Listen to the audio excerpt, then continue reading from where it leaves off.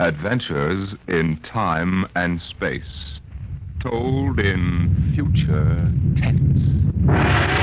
Dimension X.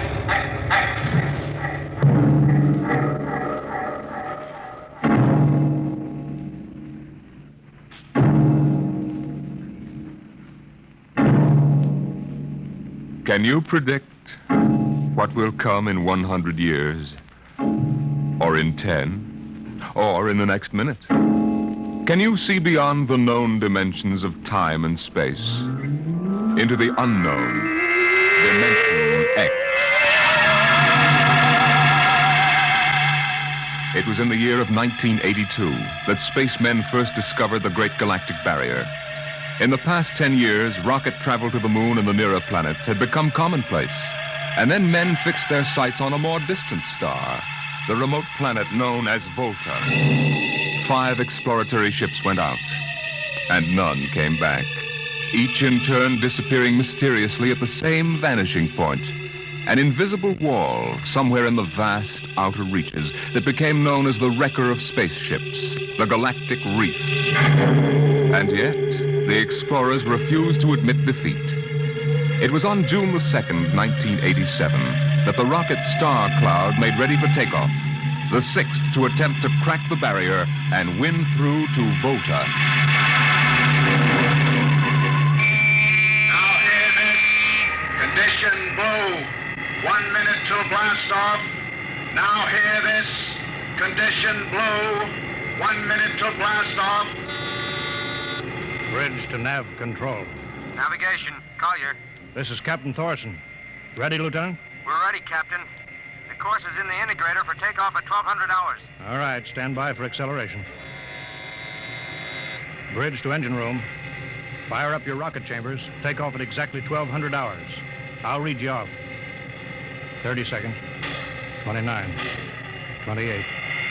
27. 26. Condition red. Hold it. Revoke all orders. Who turned in that alarm? We've uncovered a stowaway, sir. Stowaway where? Hiding at sick bay. Dr. Spitzlin found him. Have him brought up to the bridge. Engine room. Kill your rocket. Stand by. Thorson, this is Colonel Harrison at ground control. What's holding you up? Trouble. What's the matter with you? What's the matter with you? There's stowaway aboard. Stowaway? Yes, I thought your men were supposed to police this base. What's the All matter right, with you? Captain, take it easy. You know what this delay can do to us, don't you?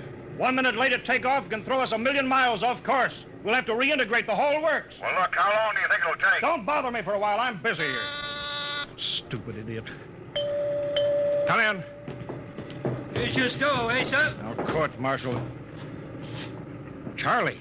Can you use a good radio man, Skipper? Oh, I see you two have met. Matt, the skipper and me made 50 trips to the moon together.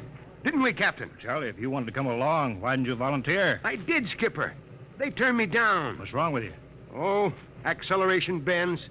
They said my arteries wouldn't stand another trip. Oh, I'm sorry to hear that. But they're wrong, sir. I got one more good trip in me.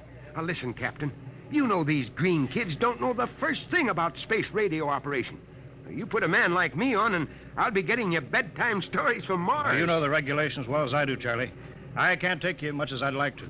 Colonel Harrison will murder me for this. I'm sorry, Charlie. I have to put you aground. Tell you what, Charlie. I'll ask Harrison to put you on his ground radio contact. It'll seem as if you're right here with us. He won't do it, sir. He better. I'll have him busted to corporal for letting you sneak aboard. You'll be better off, Charlie. Paulson, Yes, sir. I'm sending a man down from the bridge. Put him aground. Give him time to clear the launching platform. Yes, sir. So long, Charlie. Sorry. Well, good luck, Skipper. I thought you were going to have him drawn and quartered. Been anybody else, I would have, Smitty. But Charlie, well, Charlie's kind of special. He's been with me since my first command, when we began the regular run to the moon. If he wanted to come along this time, well, it's only through loyalty to me. You know, Lewis, I didn't realize it before, but you're almost human. Navigation. Lieutenant Collier. Nav control, Collier. Lieutenant, how badly we fouled up. Can you recalculate the course, or shall I cancel the takeoff? I've already plotted a new course on the integrator, sir. Oh, that's quick work. Are you sure? Positive, sir. All right, Collier. Putting it in your hands. We'll blast off from your signal. Lewis, isn't that a lot of responsibility for a young green officer? Yeah, but if he can't do his job, I'd rather find out now than at the galactic barrier. Bridge to engine room. Ready your rockets. Prepare to blast off on navigator signal.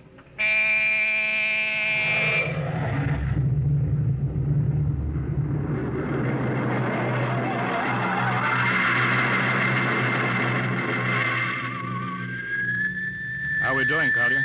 Coming on the bearing, sir. 4, 3, 2, 0. We've intersected the course vector. That's good work, Collier. Course corrected, sir. Ready to go into atomic overdrive anytime you say. All right, stand by. Now hear this. Prepare for maximum acceleration. Bridge to engine room. Kill your rockets. Rockets out. Fire up number 1 cyclotron. Number 1 ready. Fire up number 2. Number 2 ready. Engineering, withdraw your dampening rods. Fission chamber ready.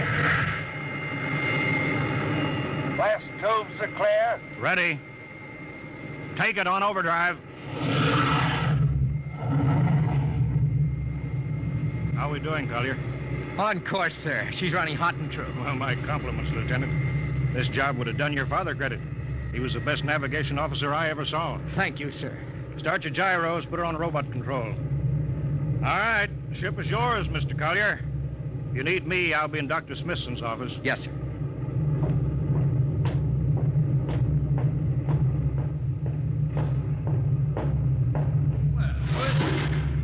I see you got us off the ground. You can thank young Collier for that. Chip off the old block. Oh, you knew his father, huh? Matter of fact, I knew him very well. First-rate spaceman. Is he the one who, Yeah. Oh.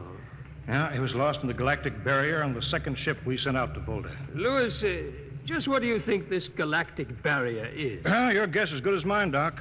All I know is that 5 ships have gone into it, and none of them have come back out. You think it's an it.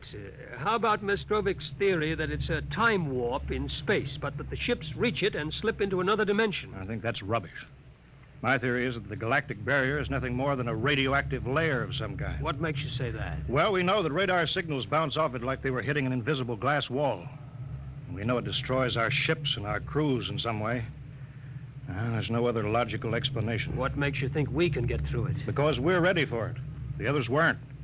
Entire hull is completely shielded with lead. We can crack through any radioactive cloud ever detected. Besides, we're equipped with some new UHF radio devices that should enable us to maintain radio contact with Earth. Nothing can happen. Absolutely nothing.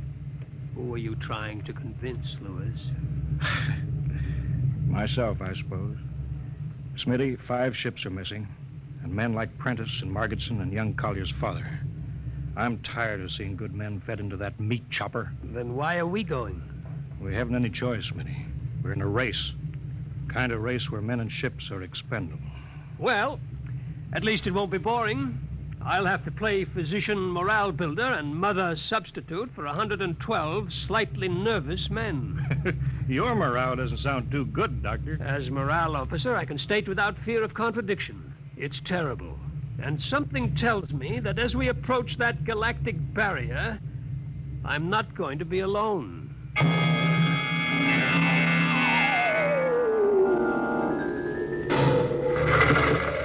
Hello, Earth. Hello, Earth. Captain Thorson of the Star Cloud calling Earth. Star Cloud to Earthbound. Can you read me? Hello, Star Cloud. Hi, Captain. Charlie! Well, I see they haven't court-martialed you yet. No, sir. Thanks to you. Well, Charlie, it's good to hear you. You can read us the funny papers on Sunday morning. Right. How's the signal? Strong. Clear as a bell. All right, here's our log report for Colonel Harrison. Ready? Shoot. June 2nd, 1987. 4 weeks out from Earth, running true, no radiation, operation normal, still making our approach to the galactic barrier. That's all, Charlie. See you later. Good luck, Captain. I sure wish I was with you.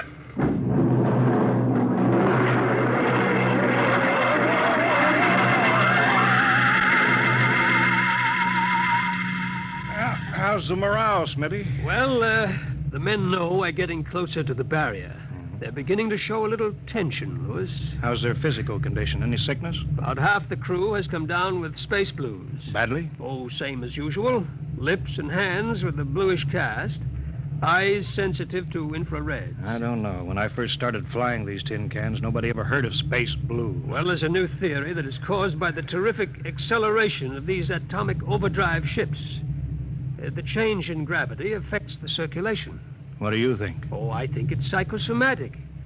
I've noticed that the same men who get space blues under tension on a ship tend to get blue coloration back on Earth when they're upset. I guess it's an occupational disease of space navigators. You think it's just nerves, then? I don't know.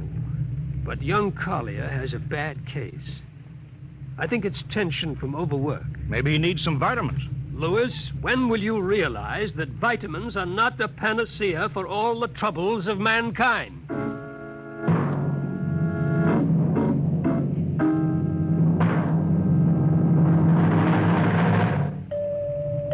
Come in.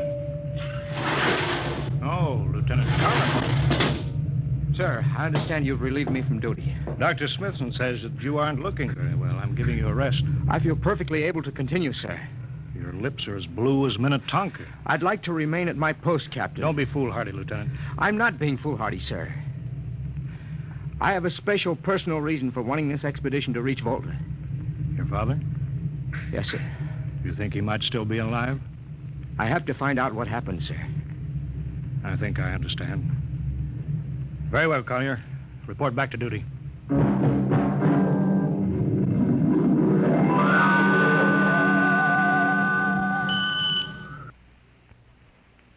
What's the reading, Paulison? We're getting a +5 radar bounce now. It's coming off the barrier almost as fast as we send it out. What's the interval? 0.3 of a second. Shortening steadily. At this rate, we'll hit the wall in the next few minutes. All right, alert the crew. Sound general quarters. Now hear this. Condition red. We are now approaching the galactic barrier. All hands to stations.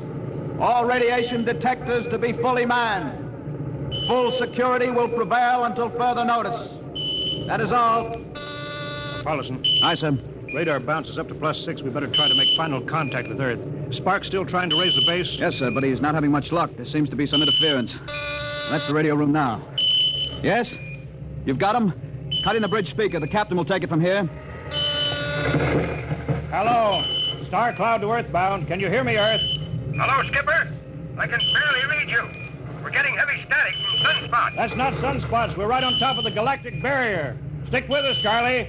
We're switching to the automatic sender now, so you can track us in. Okay. If we crack the barrier and come through still in one piece, I'll try to get back to you on the high-frequency band. Gotcha, Skipper. Don't worry. I'll be waiting. So long, Charlie. So long, Star Cloud. We must be getting awfully close now, Captain. The echo's bouncing back so fast it's almost beating the signal. When they coincide, hold onto your hat. That's when we run into the wall. Any second. Hold on. Well, here goes nothing. Here it comes.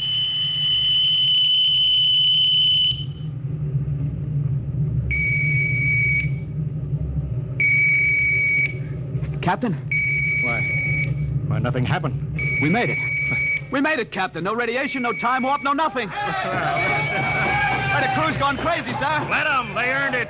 Say, Doc, can you break out a few bottles of snake bite serum for medicinal purposes? I sure can, Lewis. This calls for a celebration. How's your morale now? Couldn't be better. How's yours? Condition Hey, what red. is- Radiation detected. Condition red. Radiation detected.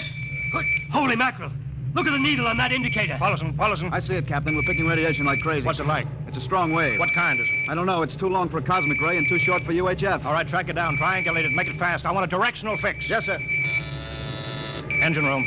Yes, sir. We're picking up radioactivity. Is it the fission chambers?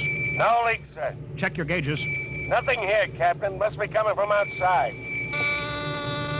Damage control. Yes, sir. Is our lead shield leaking radiation? Haven't found anything yet, sir. All right, keep at it. Paulison, how you doing? I've got a fix, Captain. Well, what is it? I have to recheck my figures. Well, hurry up. The angle is correct, but I don't... Come on, man, for Pete's sake. It's right, sir. What's right? Speak up. Where's the radiation coming from? It's coming from inside this ship. That's impossible. No, sir. I've checked it twice. Well, then, there's only one thing left to do. Paulison, get a Geiger counter. We're going to start combing the ship inch by inch. Ready, sir. All right, turn it on now. Yes, sir. We'll check the atomic guns first. Cut through the officers' quarters to ordnance. Come on. Wait a minute, sir. What is it? The signal's weaker now. Let's go back.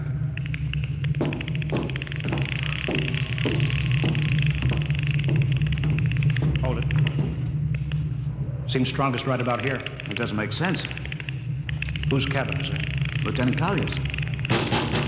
Collier! It's probably down in nav control, sir. Try the door. It's not locked, sir. It's in here, all right. Listen to that counter. Strongest over here. Open that wall cabinet. It's locked. Smash it. All right, shut off the Geiger counter. What do you make of this, Paulinson? It looks like some sort of portable transmitter, sir. Must be foreign manufacture. I don't recognize the calibration symbols at all. Never seen anything like it. Which raises a small question. What is Lieutenant Collier doing with a transmitter in his cabin? I don't know, sir. Well, I intend to find out, Paulson. Get down to nav control. Bring Collier up to the bridge. On the double. Well, hadn't we better find some way to shut this thing off first? I know a way.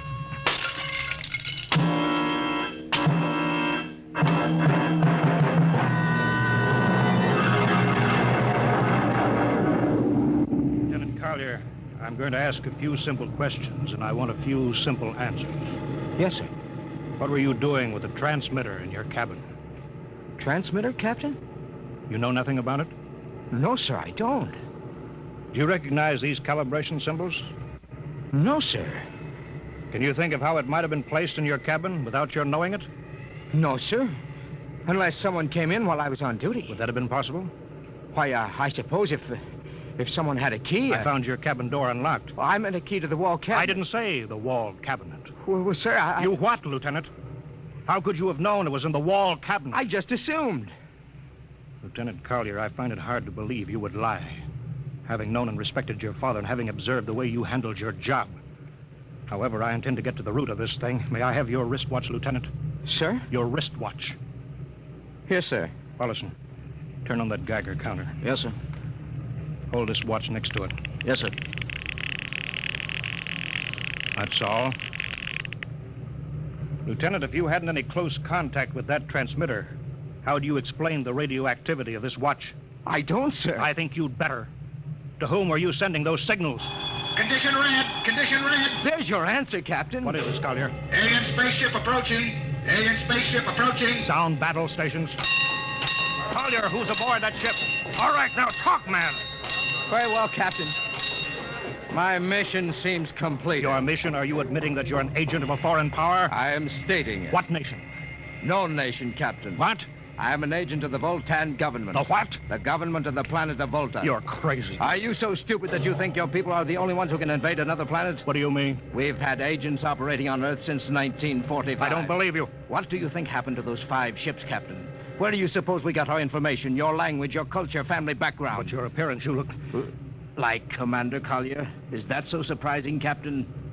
We had a living model. I ought to kill you. That would be very foolish. I would advise you to surrender without delay. Alien ship now coming in ordnance range. I'll deal with you later, Collier. Paulson. Sir? Put this man in irons. Take him away. Don't worry, sir. We'll take good care of him. Carpenter! Robinson! Gunnery. Gunnery Richardson. What's the range? 10,000 meters. They're closing fast. Put your guns on radar tracking. Tracking. Coming on a burn.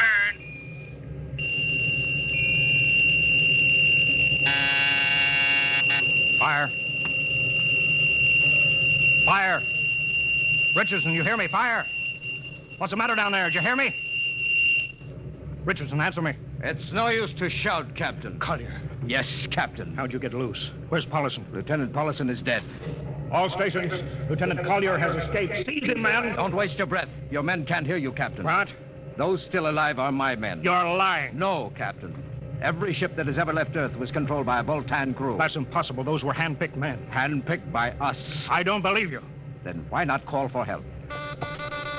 Carpenter, Robinson, Haley, report. Carpenter, Robinson.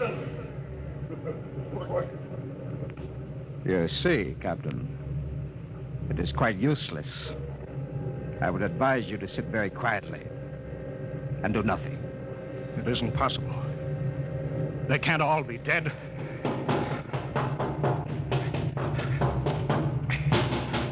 Smitty! Dr. Smithson! Smitty, what have they done to you? Oh, those dirty... Don't talk, Smitty. Closer.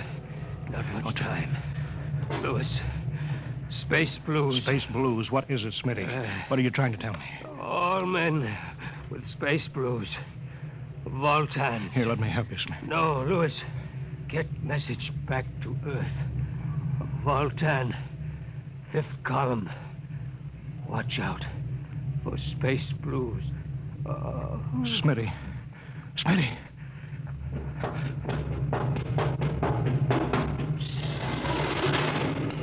Hello?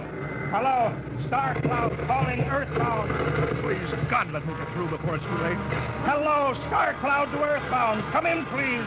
Come in, please.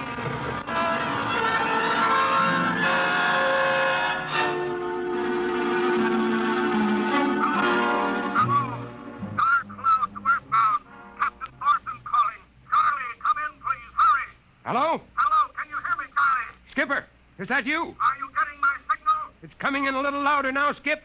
Keep sending. Thank God, Charlie. Now listen to me. Not much time. Get word to Colonel Harrison. Crew mutinied. Most of crew members, Voltons. What? Voltons. Spell that. V-O-L. Voltans? That's right. They're from the planet Volta. Skipper, are you all right? Charlie, this is serious. They'll be here any second now. Listen. They have a 5th column on Earth. They're planning to invade you. You don't mean it. Of course I mean it. Tell Harrison that they're posing as humans. You can detect them by space blues. You got that? Only Voltons get space blues. Charlie, do you hear me? Space Blue. I get you. Step back in, Charlie. I'm depending on you now. Warn everybody. Captain! They open the door. Go on, Charlie. Tell Harrison that... Captain! Captain Thorson! Hello! Hello, Star Cloud, come in! What's the trouble, Sergeant? I was just trying to raise the Star Cloud, Colonel. Had any luck? No, sir. No contact. No contact? No, sir. Nearly an hour since they hit the galactic barrier. I don't understand why they haven't tried to get back a message. No, sir. Neither do I. All right. I'll take over for a while. Yes, sir. Go right ahead, sir. You'd better go out and get yourself some coffee. Charlie, you look a little blue around the gills.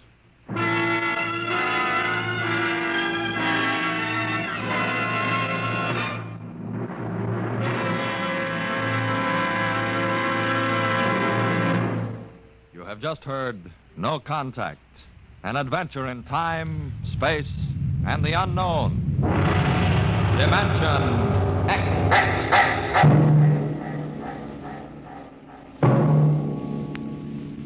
Next week, we have a nice, blood-curdling little story that starts with these 2 sentences.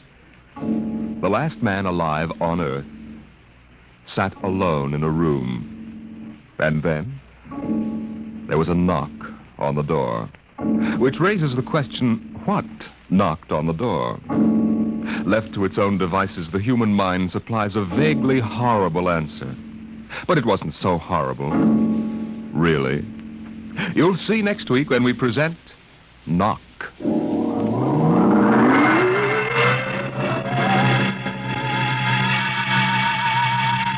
Tonight, Dimension X has presented No Contact, an original story written by George Lefferts, from the storyline by Lefferts and Ernest Kenoy. Featured in the cast were Wendell Holmes as Captain Thorson, Lawson Zerby as Lieutenant Collier, and John McGovern as Dr. Smithson. Your host was Norman Rose. Music by Albert Berman. Engineer Bill Chambers. Dimension X is produced by Van Woodward and directed by Edward King.